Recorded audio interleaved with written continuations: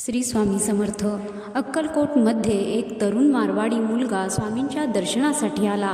स्वामी लीलांचे श्रवण केल्याने तो खूपच भारावला आणि घरदार सोडून तेथे स्वामींच्या सानिध्यात सेवा करू लागला।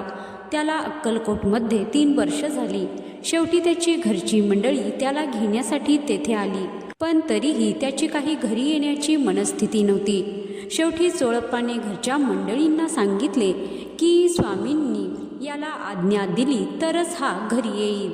आणि चोळप्पा स्वामींना विनंती करतात, तेव्हा स्वामी बोलतात, अरे जा तुझ्या घरी जा आणि कधी कधी येत जा इकडे। तो मुलगा स्वामी आज्ञाप्रमाण म्हणून तयार झाला, पण आपण आता स्वामी चरणांपासून दुरावणार हे दुःख त्याला सहन होत नव्हते।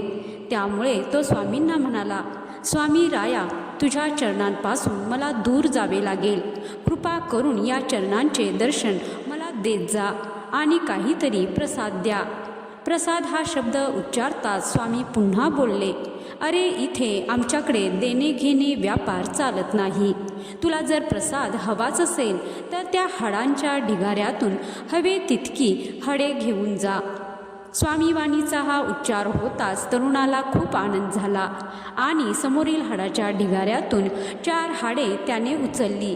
सकाळी जेव्हा तो आपल्या घरी पोहोचला तेव्हा त्यास गाठोडे जड वाटायला लागले आणि गाठोडे खोलताच त्या हाडांऐवजी उत्तम प्रतीचे सोने त्याला दिसले। त्याचे वजन केले असता ते जवळजवळ 5 किलो इतके भरले।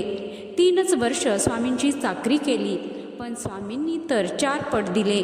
स्वामी कोणाचेच काहीच ठेवत नाहीत याची त्यास प्रचिती आली। तर मंडळी, या कथेचा बोध हाच की स्वामींच्या जिथे भक्तीचं दीप तेवतं तिथं कृपाचं तेज आपोआप प्रगट होतं। ही स्वामींच्या दरबाराची लीला आहे, हे कायम लक्षात ठेवा। धन्यवाद। जय श्री स्वामी समर्थ।